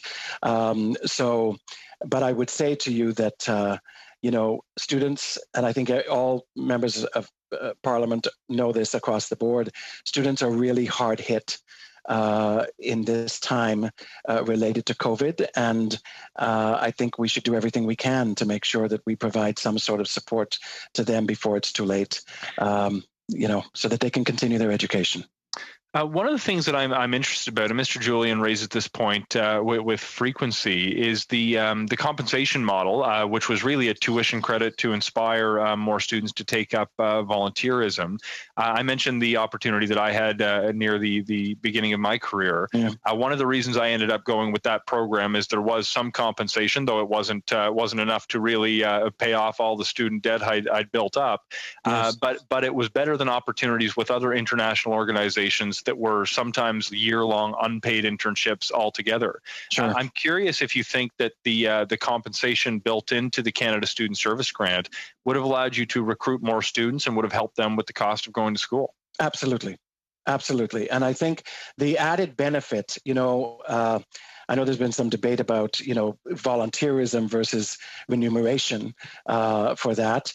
But the added benefit in this case is that charities were very hard hit across the board, across the country. So they needed more help and assistance than necessarily a volunteer core committed to pure volunteerism solely might have been able to provide them. So this would have been a new, almost a new group, access to a whole new group of young people who could have stepped up. And I think, speaking to the experience that you've referenced, there are other added benefits that come out of that kind of service. They leave those programs committed to community capacity building, a greater understanding of the various regions of the country. They feel more connected to the country. They build bonds and friendships with Canadians of diversity that they otherwise would not have had the opportunity to do so. So the net return on the investment, I think, would have been more, in fact, than just providing jobs. We would have had a group of young people come out with a far more deeper connection to Canada and a commitment to continue. In 2016, I believe, Katimavik called upon Leger to run a poll, and it showed that 88% of Canadians at that time believed in these kinds of programs and understood the benefit to them and wanted them supported. So I think this was, again, it was a creative, innovative way in a particular crisis to solve a number of issues. Last question, Mr. Fraser, and then we'll go to Mr. Cooper. Excellent. Thank you very much, Mr. Chair. I'll just add to that, sort of build upon that question. One of the things that I found very frustrating when I was finishing up my master's program, looking at these opportunities, was the fact that I found a number of the people who could afford to go for a year or sometimes 2 years in these high-profile unpaid internships with international organizations often came from families of significant financial means. I'm curious if you think the combination of the Canada Emergency Student Benefit, which many of the students would have qualified for, or the Canada Emergency Response Benefit for that matter, with the additional tuition supplement, would have actually been able to help recruit low-income students who may otherwise not have been able to afford to take part in a program that would have been purely volunteer based and not compensating them at all. Yes, I would agree with that. As I said in a previous question or in my remarks, we did reach out to the minister to offer one suggestion, which was that maybe look at a potential of not only supporting post-secondary education students who many believed are privileged to begin with, rightfully or wrongly. I'm not arguing that that's the case. I'm just saying that that can be the perception. But there is a whole segment of youth who don't feel they have access to higher training and education and skills development. And I think there's a real opportunity here to provide them with that kind of support as well.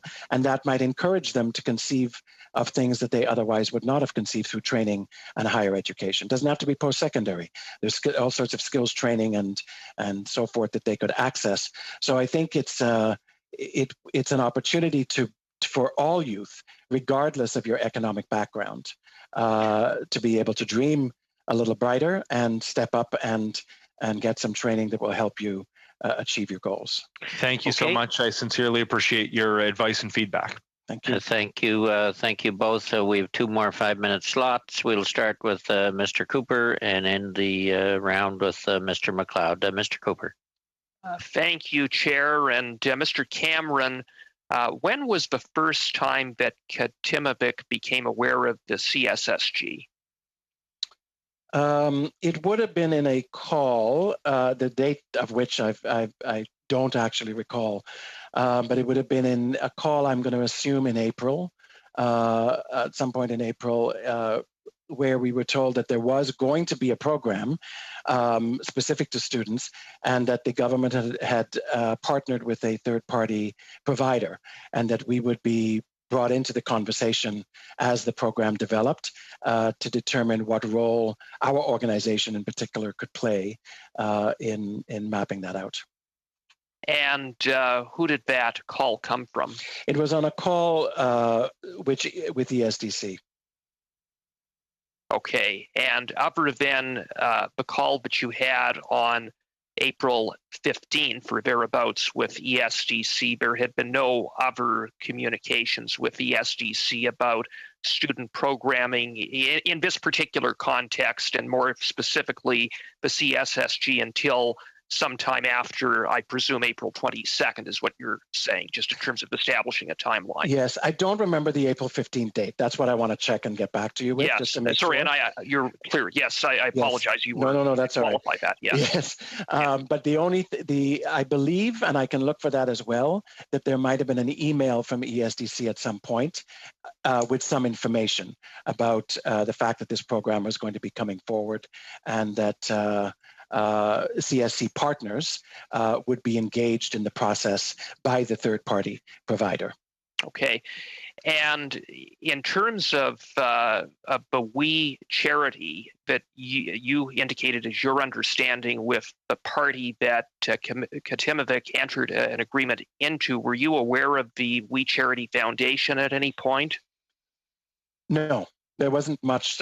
I didn't know much about We Charity prior to hearing about them through this exercise. You didn't know anything about We Charity at all, any of their entities, really? I mean, other than to have heard of them, but in terms of their involvement in this type of youth programming or connecting youth in the context of a not-for-profit sector, that would not be something you would have been familiar with. Exactly. Of course, we knew about We Charity and the whole Me Too We days and everything else, but no, in the context of pairing volunteers with the nonprofit and charitable sector, no, I was not aware of that they were involved in that or had been involved in that. And Katimavik is active in all 10 provinces and free territories in Canada? We are currently active in 6. The plan just prior to COVID was to grow from 8 to 10 by January and 12 by June. And our goal was a little bit thwarted with the pandemic, but that is our intention, is to get back to the 12 provinces. And Katimavik has a track record and is involved in connecting youth with how many approximately not-for-profit organizations at any given time? We're talking, I presume, hundreds? Hundreds. Hundreds. And I'm happy to provide you with that list as well as we actually transparently place that on our website. And you have that track record going back to what, 1977? Do I have that right? You have that right. Okay. And in both English and French in Quebec. And in that regard, in terms of partnering Is it something that Katimavik has done, partnering with other charities or other organizations to deliver a program? We partner with institutions, to support maybe some of the program initiatives that we can't fund on our own. And we seek out, we're often asked to create partnerships with other charities. And of course, we do consider those, based on a values connection synergy basis. But I wouldn't say that we formalize partnerships necessarily to execute on the volunteer placement side. We've been doing that since 1977 on our own, and continue to do that now. Last question, Mr. Cover. Okay, I think that satisfies the questions that I have. So okay. Thank you, Mr. Cameron, for that. Thank you. Thank you both very much. In the last round, we'll go to Mr. McLeod, and then we'll wrap it up. Mr. McLeod. Thank you, Mr. Chairman, and thank you to Mr. Cameron for joining us today. I wanted to ask him about the Katimavik program. Yes. Katimavik program. It's an Inuit name, language name, and yes. I see it's located in BC, Alberta, Manitoba, Ontario, Quebec. That's correct. But I don't see any projects in the north. No. So as I was saying in my previous question, very often we are funded to provide the program and to launch the program in certain regions of the country. But we were supposed to, prior to COVID, with the support of ESDC, to develop a growth plan into all 12 provinces and the northern regions of the country. That was, and I want to say very temporarily, stayed because we have a very definite commitment to make sure that we grow beyond the 12 provinces and into the northern communities as well. So you would have had the capacity to deliver in the Northwest Territories with the CSSG, is that what you're saying? We have the capacity through alumni and anyone in the current cohorts that would have come from the north. As you know, our organization has made actually a 50-year commitment through our last strategic plan to the manifestation of the Truth and Reconciliation commitment with Indigenous communities. So we have a very definite interest. We have actually in every house that Katimavik runs of 11 youth, our goal is to engage 3 of those 11 youth with Indigenous youth. And we fell short by 1 in this last cohort. So we're well on our way to achieving that goal and surpassing. I know historically we saw a lot of people from your organization in the north. We saw a lot of people in the different communities. And I don't see that anymore. I don't see anybody from your organization in the communities, and I travel right across the Northwest Territories. Is that something as a result of the cuts that happened during the Harper government in 2012, where you pulled back? Now you have the Inuit name, but you don't have a strong presence in the north? Right. Yes, as a result of the diversity in funding allotments, let's say through the years, the organization has had to shrink and expand and be fairly fluid in how we do that.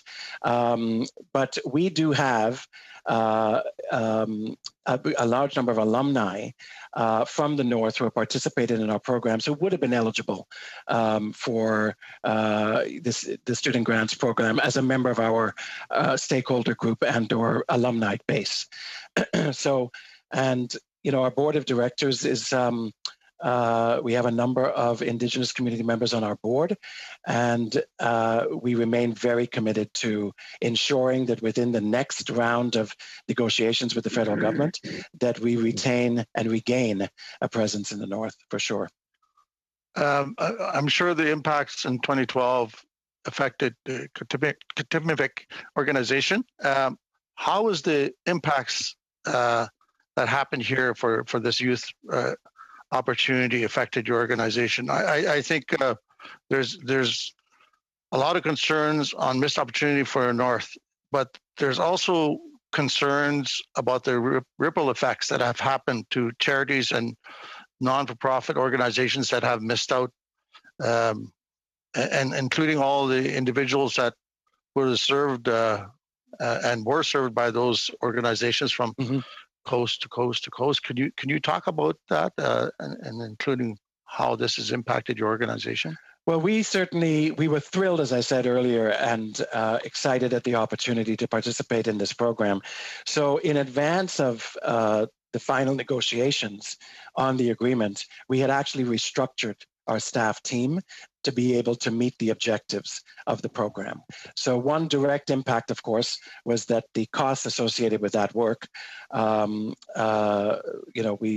lost out on, and we had to pull back and restructure, with no longer with the goal of executing on that program. So there was some sort of direct operational challenges that the removal of the program, placed on our shoulders. But we were confident that eventually a solution would be found and that we would participate again in some new vision of how that program's objectives could be achieved. Last question, Michael.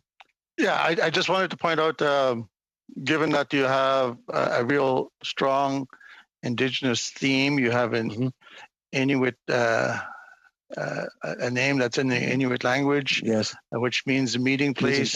You have a strong support about learning of the history of Indigenous people, supporting culture, truth, and reconciliation. It would be nice to see some of your criteria go further than just English and French, and maybe use Indigenous language as something that you're seeking also for your board members. Absolutely. And our new strategic plan does articulate those goals. And I hope you don't mind and don't think it's appropriate, but I'll definitely be reaching out to you to help us to support us in terms of how we can convince the bureaucrats and the government to make sure that we can get the funding required to put that back as a priority, because we're very anxious and deliberative in our intent to do so. Okay, thank you both very much, Mr. Cameron. I do, on behalf of the committee, certainly want to thank you for your presentation today and answering our questions, but more so, and I think on behalf of every member of the committee, thank Katimavik for the work that you do with young people. Actually, I have a couple of friends just 5 houses from where I'm sitting here that were on a Katimavik program in the early 1980s. Yes. They're up here, 3 kids, still married, so they're doing well, and neither one was from PEI, but they came here. But they came. So thank you very much for your presentation today. Thank you so much. All right, where are we Chair. at? Yes, Mr. Polyev. I have a motion. All right, here it is. That the Standing Committee on Finance hold an additional meeting on its study into government spending, We Charity, and the Canada Student Service Grant on Wednesday, August 19th, for 3 hours in length, and that each party can submit witnesses, and that the meeting focuses on we contracting national public relations and the ability to deliver the program in the province of Quebec. You'd probably better read that again. You're talking a meeting 3 hours on Wednesday. It is in order. It's related to the business we're doing. Could you read it again? People don't have a copy. Take your time. That the Standing Committee. Just Mr. Fortin. I just wanted to suggest an amendment, a friendly amendment. On the 19th, it's impossible for us. So I think it's a very votable motion, certainly, but for the date itself, next week, the 19th would be it would be impossible for us. Excellent. Perhaps then we could agree. Come in, Mr. Polyev, for a minute. Okay. It's really the whips at the end of the day that have to decide when we meet in any event. If it was left broad enough, 3-hour meeting next week, I think that would do it. But the whips themselves have to decide due to the Zoom business in Parliament. Are you at all available next week, Mr. Fortin? I'm going to be, I'll be away until a Thursday evening. We're going to Gaspésie, and it's, you know, two-hour trip to get to the house. Perhaps, Mr. Chair, might I suggest a meeting, a subcommittee meeting, so that we could plan the next steps with representatives of each party. It's not necessary that we have a Zoom meeting. We could just have a conference call.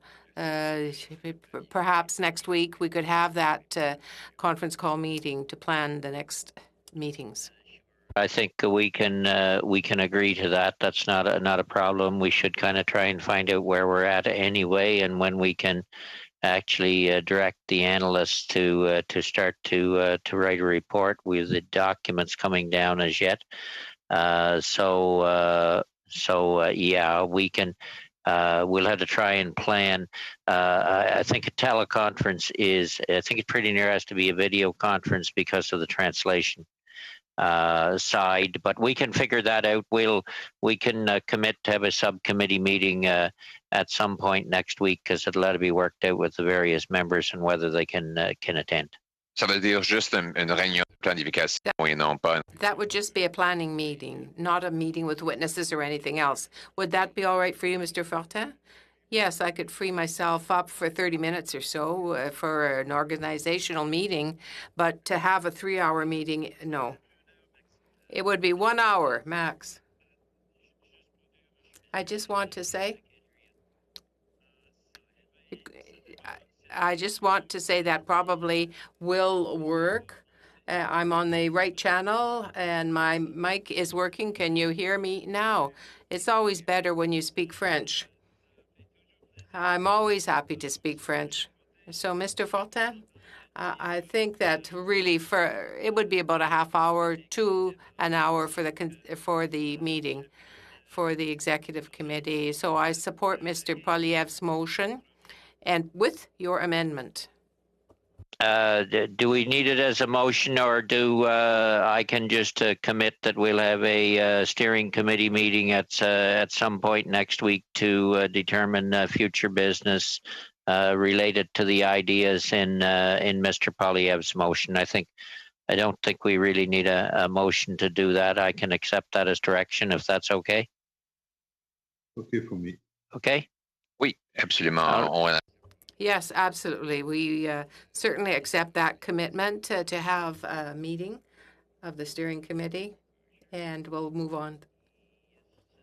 Craig Scattis. Yeah, so can I, just a bit confused here, is it a call that we're going to be planning out here, or is it a regular meeting? What's the way forward? It would be just a steering committee meeting, a subcommittee meeting for about a half an hour at some point next week to plan the future business and the point that Mr. Poilievre had in his motion. Okay? Yeah, thank you. All right. Is there any other business that people need to attend to? Hopefully, you'll soon have lots of reading to do. And with that, we will adjourn. Thank you very much. Have a great weekend, everyone. Meeting adjourned. Have a nice weekend.